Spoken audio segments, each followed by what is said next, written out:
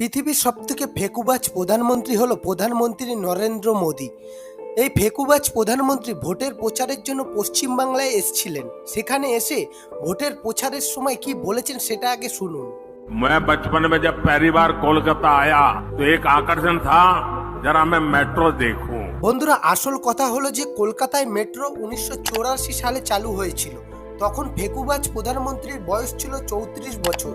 এবার আপনারাই বলুন, যার বয়স 34 বছর তাকে কি আপনারা বাচ্চা বলবেন না বুড়ো বলবেন? हिपोक्रेसी की भी सीमा होती है। वाह मोदी जी, वाह वाह वाह। 1990 সালে পৃথিবীর প্রথম ডিজিটাল ক্যামেরা লঞ্চ করেছিল আমেরিকা। আর অন্যদিকে আমাদের ফেকুবাজ প্রধানমন্ত্রী তিনি বলেন যে 1987 বা 1988 সালে তিনি ডিজিটাল ক্যামেরা ব্যবহার করেছেন।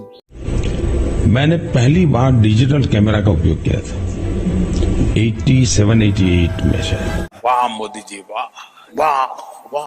আপনি সারা পৃথিবীতে এমন ফেকুবাজ প্রধানমন্ত্রী দেখেননি যিনি 1,40,000 টাকা দামের চোখের চশমা ব্যবহার করে এবং 12 কোটি টাকা দামের গাড়িতে চড়েন এবং 4 ঘন্টায় 8 বার ড্রেস চেঞ্জ করেন। তিনি আবার বলেন যে अरे हम तो फकीर आदमी हैं, झोला लेके चल पड़ेंगे जी। वाह क्या एक्टिंग कर रहा है। वाह मोदी जी, वाह वाह वाह। প্রধানমন্ত্রী নরেন্দ্র মোদী গিরগিটির মতন রং পাল্টায়। তিনি যখন যেখানে যান সেখানে সেই সম্প্রদায়ের মানুষদের সঙ্গে সম্পর্ক তৈরি করার চেষ্টা করে দেন। যেমন বোরা মুসলিমদের উদ্দেশ্যে তিনি বলেন যে साथियों, बोहरा समाज के साथ मेरा भी रिश्ता बहुत पुराना है। এবং এই ফেকুবাজ প্রধানমন্ত্রী ইসাইদের সঙ্গেও পুরনো সম্পর্ক আছে। क्रिश्चियन कम्युनिटी के साथ तो मेरा संबंध कोई नया नहीं है, बहुत पुराना बड़ा आत्मीय नाता रहा। এবং তিনি আদিবাসীদের উদ্দেশ্যে তিনি বলেন जीवन का एक महत्वपूर्ण कालखंड मैंने आदिवासियों के बीच में बिताया। এবং একবার তিনি বলেন বালিয়াদের সঙ্গে তার ভাবুক সম্পর্ক রয়েছে। बलिया से मेरा एक भावुक रिश्ता। পাঞ্জাবের সঙ্গেও তার বিশেষ সম্পর্ক রয়েছে এবং চীনের সঙ্গেও তার বিশেষ সম্পর্ক রয়েছে। पंजाब के साथ मेरा विशेष नाता रहा है। चीन के साथ मेरा निजी रूप से भी एक विशेष नाता है। এবং ফ্রান্সের সঙ্গেও বিশেষ সম্পর্ক রয়েছে এবং ইয়াদু বংশের সঙ্গেও বিশেষ সম্পর্ক রয়েছে।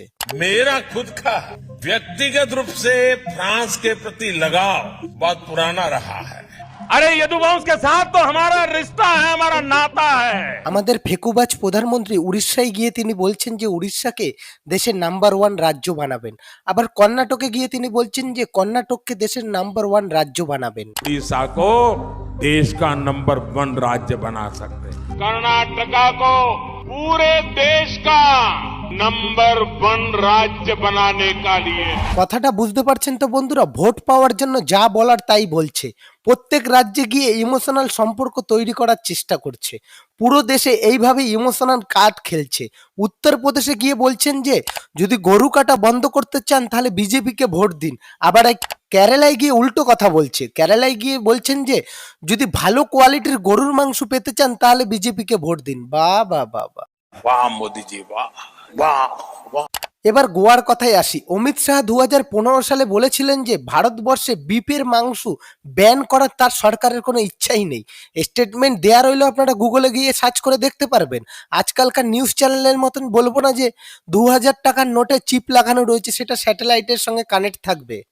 2000 रुपए के हर एक नोट पर एनजीसी यानी नैनो जीपीएस चिप लगा हुआ होगा। आई हैं तो 3 बातें बताई गई हैं कि उसमें नैनो टेक्नोलॉजी जीपीएस का इस्तेमाल है। अगर एक जगह पर बहुत सारे नोट एक साथ पड़े रहेंगे तो न सिर्फ जो जो जो क्या उसको जो कानूनी तौर पर कार्रवाई करेंगे ना उनके पास सिर्फ, बल्कि इनकम टैक्स डिपार्टमेंट में इसका सिग्नल जाएगा, क्योंकि ये सीधे सैटेलाइट की ओर सिग्नल ट्रांसमिट करेगा और वहां पर पहुंचेगा ताकि उस पैसे को निकाला जा सके, रिकवर किया जा सके। आप कहाँ थे ज्ञानी बाबा?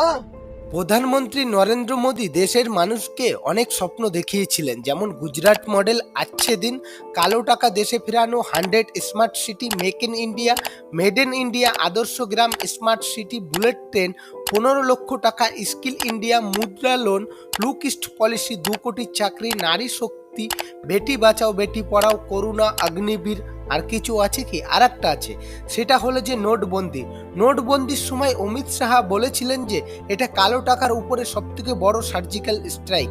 সেটাই যদি হয় তাহলে এই নোটবন্দির নাম করে ভোট চাইছেন না কেন প্রধানমন্ত্রী নরেন্দ্র মোদী?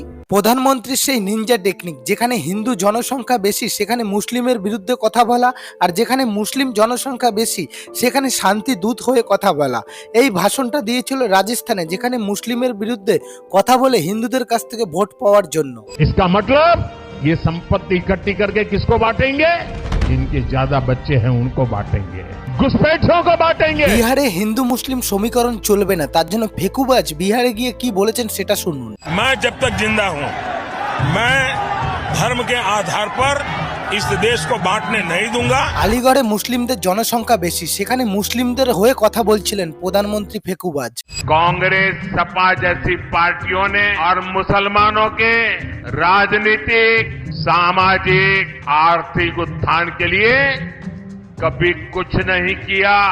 ফেকুবাজ প্রধানমন্ত্রী 14 তারিখে আবার এই কথাটা বলেন।